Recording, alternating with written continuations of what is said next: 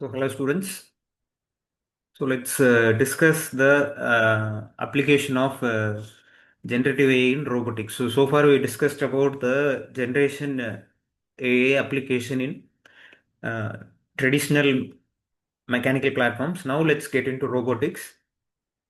So, everywhere generative AI can make an impact. So, what is AI-driven robotics? So, it is integration of these AI architectures into a robotic system so that it can continuously learn and adapt itself. So, the first advantage is enhanced perception. So, it can perceive its environment more effectively. Then, autonomous decision making. So, then comes continuous learning. So why robotics is needed in generative AI? So let's compare it. So if you take a traditional approach, what it does is it follows a predetermined set of instructions. So any robo, you take a robo in a shop floor. For example, you take a simple pick and place robot, which is just taking a object and placing it in the required position. So the working of that robo is predetermined or its path has been already tracked and its movement is being fixed through some pre-existing logic, maybe some codes. But imagine you are integrating this generative AI concepts into this robo, pick and place robo. Then what happens? Then it can perceive the environment on its own. If it is employed to a new task, then you need not specify the new code to the machine. It can automatically perceive the task which it has to do. Then it can act on its own. It's like having a brain on the robot. So that is the advantage of these things. So what it can do is in essence, what they can do is they can sense the environment, they can think. That means they can split the task into subtask and then they can act. What they can do is they can execute it one by one and feedback. Then what it can do, it can reiterate itself. So this is the basic idea of a agentic AI. So once the agentic AI gets into robo, then it becomes an entirely new game. So what are the major advantage or major applications? You can see computer vision. So real-time processing can be done.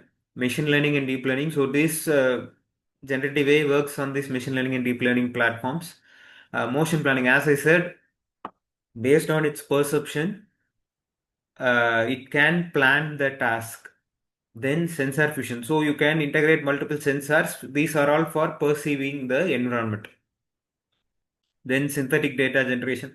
So all these tasks together make the robo intelligent. So everything has to come together. You have to need a computer vision system, you need sensors, you need motion planning, you need generative AI support in order to make a traditional robo into a highly skillful or intelligent helper. So now let's see what changes. So first is, as I said, fixed programming. So we would have given some hard coded programs, but now what it can do is it can respond to the environment. So restricted task, as you said with the pick and place robot, as you see in this image, it is restricted to a particular task. But if intelligence is being integrated, then it can handle multiple tasks. It can handle uncertainty, rich perception, so self-optimization. So this is an important step. So instead of each and every time a human intervening to uh, correct the robot's path, now it can correct its trajectory or its goal on its own. So self-goal correction is a important part of this AI-driven robotics. So as you see, the role of generative AI in robotics, so there is multiple applications. So if you see here, motion trajectory generation, sensor data simulation, uh, training sample creation, grasp planning support. So multiple tasks can be automated. So as I said from the beginning of this lecture series, so if the robo is able to do your repetitive task, then you can focus on your main job. So that's the advantage of these things. So some advantage, some applications are given here.